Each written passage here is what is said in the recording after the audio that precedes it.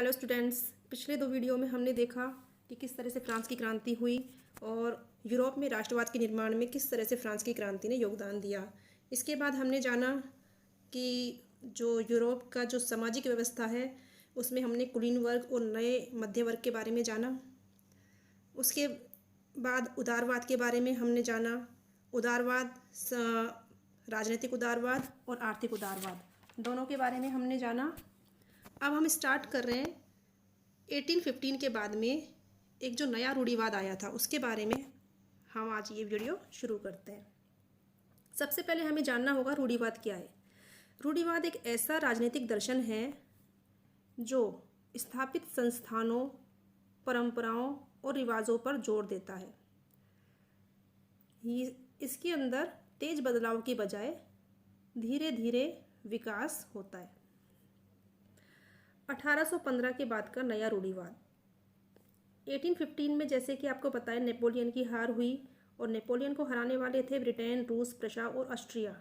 In European शक्तियों ने मिलकर के नेपोलियन को हराया था और नेपोलियन के हारने के बाद में रूढ़िवाद की भावनाएं प्रबल होने लगी। रूढ़िवादी मानते थे कि राज्य और समाज की जो स्थापित पारंपरिक संस्थाएं हैं उन्हें बने रहना चाहिए। अब ये राज्य और समाज की जो पारंपरिक संस्थाएं कौन सी हैं? राजतंत्र, जिसे मोनार्की कहते हैं, चर्च, सामाजिक ऊंच नीच, संपत्ति और परिवार। तो इन सब पुराने जो पारंपरिक संस्थाएं थी इसको रूढ़िवादी बनाए रखना चाहते थे। तो रूढ़िवादी किसको बनाए रखना चाहते थे? राजतंत्र को, चर्च को, सामाजिक ऊंच नीच को, संपत्ति और परिवार को बनाए रखना चाहते थे। फिर भी जो रूढ़िवादी लोग थे वो जो क्रांति के पहले के दौर में वापसी नहीं चाहते थे। ये जो रूढ़िवाद था ये पुराने रूढ़िवाद से थोड़ा अलग था, क्योंकि ये जो रूढ़िवादी थे ये नेपोलियन के द्वारा शुरू किए गए जो परिवर्तन थे, जैसे कि आधुनिकीकरण, इसको इस पर विश्वास रखते थे। राजतंत्र जैसी पारंपरिक संस्थाओं को मजबूत बनाने में आधुनिकीकरण अपना एक योगदान रखता है। वह राज्य की ताकत को ज़्यादा कारगर और मजबूत बना सकता है, ऐसा रूढ़िवादी मानते थे। तो जो ये रूढ़िवादी थे ये थोड़ा सा परिवर्तन चाहते थे और नेपोलियन के द्वारा शुरू किए गए जो भी आधुनिक विचार थे उन्हें वो लागू करने के पक्ष में थे। अब ये कौन कौन सी विचार थे या कौन कौन सी चीज़ें थी जिन्हें वो लागू करना चाहते थे? वो आधुनिक सेना, कुशल नौकरशाही, गतिशील अर्थव्यवस्था, सामंतवाद और भूदासत्व की समाप्ति, इनमें विश्वास करते थे, क्योंकि उनका मानना था कि ये जो चीज़ें हैं ये निरंकुश राजतंत्र को शक्ति प्रदान कर सकते हैं। इस तरह से जो ये रूढ़िवाद था ये प्राचीन रूढ़िवाद से अलग था। जैसे कि हमने पढ़ा कि नेपोलियन की हार हुई वाटरलू के युद्ध में और हराने वाले थे ब्रिटेन, रूस, प्रशा और ऑस्ट्रिया। इन्होंने मिलकर के नेपोलियन को हराया था। इसके बाद में इन देशों के प्रतिनिधि एक समझौता करने के लिए वियना में मिले। तो आपके पास एक क्वेश्चन आता है कि जो 1815 में विभिन्न यूरोपियन देश ब्रिटेन, रूस, प्रशा और ऑस्ट्रिया के जो प्रतिनिधि थे वो कहाँ मिले थे? तो ये वियना में मिले थे और इस सम्मेलन की जो मेज़बानी थी वो ऑस्ट्रिया के चांसलर ड्यूक मेटरनिक ने की थी। इसमें प्रतिनिधियों ने 1815 की वियना ट्रीटी साइन की, वियना संधि साइन की, जिसका उद्देश्य उन सारे बदलावों को ख़त्म करना था जो नेपोलियन युद्धों के दौरान हुए थे। तो वियना संधि का उद्देश्य क्या था कि नेपोलियन के टाइम में जो भी बदलाव हुए थे उन सारे बदलावों को ख़त्म करना इसका उद्देश्य था।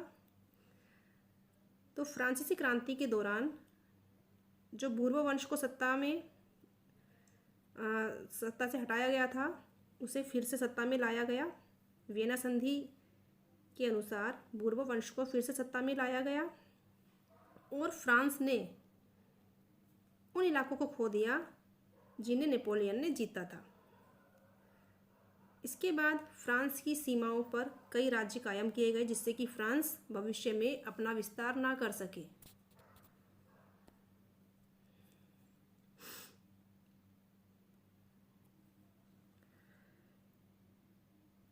उसके फ्रांस के आसपास नीदरलैंड राज्य स्थापित किया गया जिसमें बेल्जियम शामिल था। पीडमांट में जेनोआ जोड़ दिया गया। इस तरह से फ्रांस के आसपास छोटे छोटे राज्य स्थापित कर दिए गए जिससे कि फ्रांस फिर से भविष्य में अपना विस्तार ना कर सके। लेकिन नेपोलियन ने 39 राज्यों को मिलाकर के जो जर्मन महासंघ बनाया था उसे बरकरार रखा गया। रूस को पोलैंड का एक हिस्सा दे दिया गया और प्रुशिया को सैक्सनी का हिस्सा मिल गया। तो वियना संधि का जो मेन उद्देश्य था, तो नेपोलियन के द्वारा जो भी बदलाव किए गए थे उन्हें हटा करके पुरानी व्यवस्था को फिर से कायम करना वियना संधि का उद्देश्य था। तो इस संधि के अनुसार पुराने राजतंत्रों की फिर से बहाली की गई जिन्हें नेपोलियन ने बर्खास्त किया था और यूरोप में एक नई रूढ़िवादी व्यवस्था कायम करने का लक्ष्य भी इसमें रखा गया, क्योंकि ये जो नई रूढ़िवादी व्यवस्था थी इसमें कुछ बदलावों को, कुछ मॉडर्न जो चीज़ें थी उन्हें शामिल किया गया था। 1815 में स्थापित रूढ़िवादी शासनिक व्यवस्थाएं निरंकुश थी। मतलब 1815 में जो भी रूढ़िवादी शासन व्यवस्थाएं थी उन पर किसी का अंकुश नहीं था, इसलिए वो कोई भी असहमति को, आलोचना को बर्दाश्त नहीं करती थी। इन्होंने उन सभी गतिविधियों को दबाया जो निरंकुश सरकार की वैधता पर सवाल उठाती थी। इन सरकारों ने सेंसरशिप के नियम बनाए और इनकी सेंसरशिप का जो उद्देश्य था वो अखबारों, किताबों, नाटकों और गीतों में व्यक्त उन बातों पर नियंत्रण करना था जो फ्रांसीसी क्रांति से जुड़े स्वतंत्रता के विचारों को दर्शाते थे। लेकिन इतने होने के बाद भी जो उदारवादी थे वो फिर भी फ्रांस की क्रांति से प्रेरित हो रहे थे और उदारवादी राष्ट्रवादियों के द्वारा एक ही मुद्दा इसमें उठाया गया, प्रेस की आज़ादी।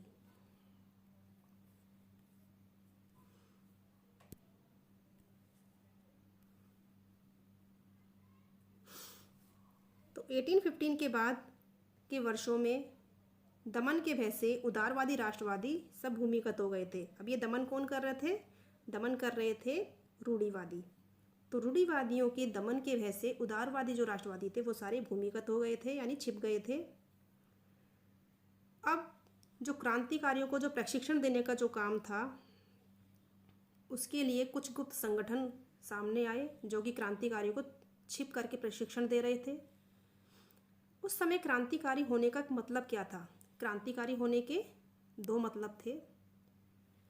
पहला, उन सभी राजतंत्रीय व्यवस्थाओं का विरोध करना जो वियना कांग्रेस के बाद स्थापित की गई थी। क्रांतिकारी होने का पहला मतलब था कि उन सभी राजतंत्रीय व्यवस्थाओं का विरोध करना जो वियना कांग्रेस के बाद में स्थापित की गई थी और स्वतंत्रता और मुक्ति के लिए प्रतिबद्ध होना, ये भी क्रांतिकारी होने के लिए ज़रूरी था। तो क्रांतिकारी होने के लिए दो चीज़ें ज़रूरी थी। पहला कि जो भी राजतंत्रीय व्यवस्थाएं थीं, रूढ़िवादी राजतंत्रीय व्यवस्थाएं, उनका विरोध करना, और दूसरा स्वतंत्रता और मुक्ति के लिए प्रतिबद्ध होना। ज़्यादातर क्रांतिकारी राष्ट्र राज्यों की स्थापना को आज़ादी के इस संघर्ष का अनिवार्य हिस्सा मानते थे। तो क्रांतिकारियों का जो क्रांतिकारी आज़ादी के संघर्ष को ही अपना उद्देश्य मानते थे। अब एक व्यक्ति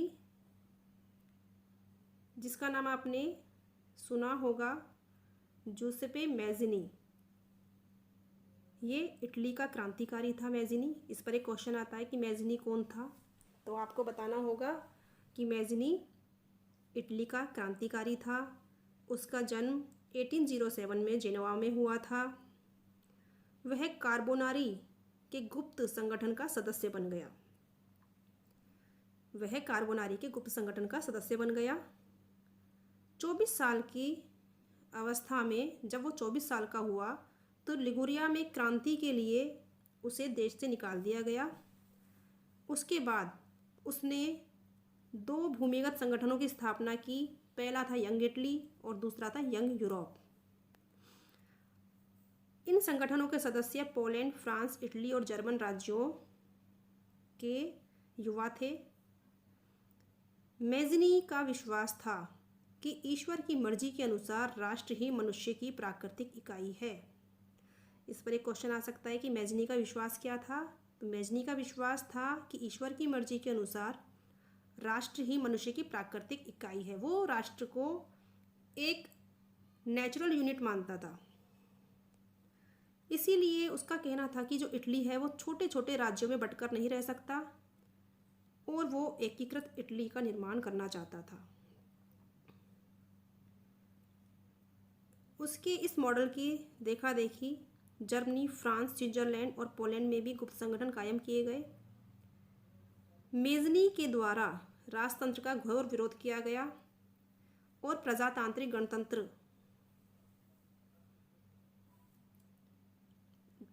गणतंत्र के उसके विचारों के कारण रूढ़िवादी उससे घृणा करते थे। मेटरनिख ने तो उसे सामाजिक व्यवस्था का सबसे खतरनाक दुश्मन बताया। मेटरनिख ने मैज़िनी को हमारी सामाजिक व्यवस्था का सबसे खतरनाक दुश्मन बताया। इस पे भी क्वेश्चन आता है कि मेटरनिख के अनुसार मैज़िनी किस प्रकार का व्यक्ति था या मेटरनिख ने मैज़िनी को क्या बताया।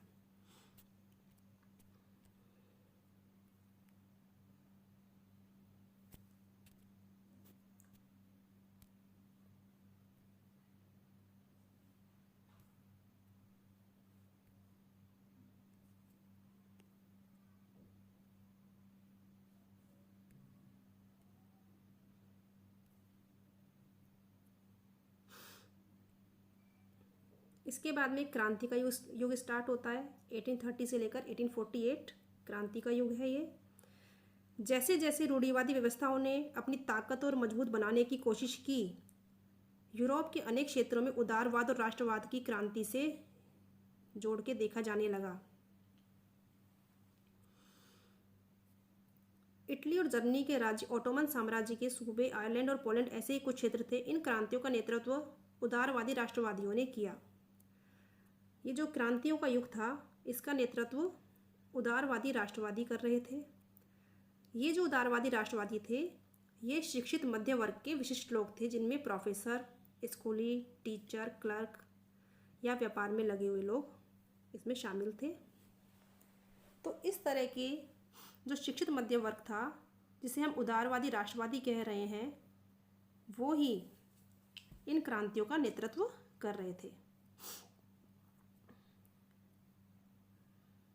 पहला विद्रोह फ्रांस में 1830 में हुआ और बूर्बो राजा, जिन्हें 1815 के बाद में सत्ता में लाया गया था, उन्हें उदारवादी क्रांतिकारियों ने सत्ता से दूर कर दिया और उनकी जगह एक संवैधानिक राजतंत्र स्थापित किया गया जिसके अध्यक्ष लुई फिलिपी थे।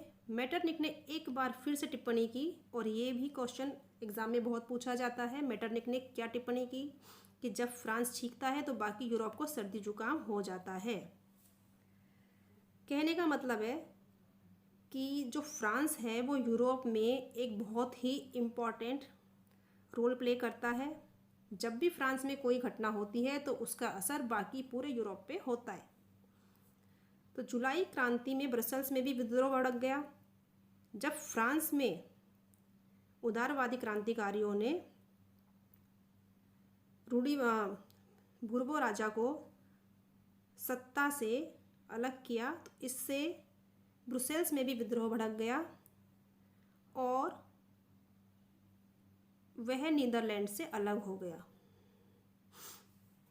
अब एक ऐसी घटना जिसने पूरे यूरोप के शिक्षित अभिजात वर्ग में राष्ट्रीय भावनाओं का संचार किया। इस घटना के बारे में भी क्वेश्चन आता है कि ऐसी घटना बताइए जिसने पूरे यूरोप के शिक्षित अभिजात वर्ग में राष्ट्रीय भावनाओं का संचार किया। तो ये घटना थी यूनान का स्वतंत्रता संग्राम। 15वीं शताब्दी से ही यूनान ऑटोमन साम्राज्य का हिस्सा था। तो यूनान में जो रहने वाले लोग थे ज़्यादातर क्रिश्चियन लोग थे, पर ये ऑटोमन साम्राज्य का हिस्सा था जो कि एक तरह से मुस्लिम साम्राज्य था। यूरोप में क्रांतिकारी राष्ट्रवाद की प्रगति से यूनानियों का आज़ादी के लिए संघर्ष आरंभ हो गया। जब ये जो यूरोप में राष्ट्रवाद की आंधी चल रही थी, तो यूनानियों ने भी आज़ादी के लिए संघर्ष शुरू कर दिया 1821 में। अब यूनान में जो संघर्ष हो रहा था, तो यूनान के बाहर जो भी यूनानी लोग, जो भी ऐसे राष्ट्रवादी थे जिन्हें यूनान से निकाल दिया गया था, उन लोगों ने भी इन यूनानियों को समर्थन दिया और पश्चिमी यूरोप का भी इन्हें समर्थन मिला, क्योंकि ये लोग प्राचीन यूनानी संस्कृति जिसे हेलेनिज्म कहा जाता है उसके प्रति सहानुभूति रखते थे। जो पश्चिमी यूरोप के लोग थे वो हेलेनिज्म के प्रति सहानुभूति रखते थे, इसलिए इन्होंने यूनानी स्वतंत्रता संग्राम में इनका साथ दिया। कवियों और कलाकारों ने यूनान को यूरोपियन सभ्यता का पालना बताया। अगर आपसे क्वेश्चन आता है कि यूरोपियन सभ्यता का पालना क्या है, तो आपको बताना है कि यूनान यूरोपियन सभ्यता का पालना है। इससे एक मुस्लिम साम्राज्य के विरुद्ध यूनान के संघर्ष के लिए जनमत जुटाया गया।